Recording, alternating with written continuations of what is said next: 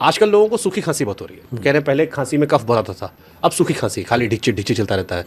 कैसे इससे ओवरकम करें आयुर्वेद से? सिंधा नमक, सिंपल, जो रॉक साल्ट है, उसकी 1 चुटकी, 1 चम्मच शहद, हनी, उसमें मिक्स करो, ऐसे बच्चों की तरह चाट चाट के लो, ऊपर से कोसा पानी पी लो, सुबह तक खांसी खत्म। शांत। क्या बात कर रहे हैं।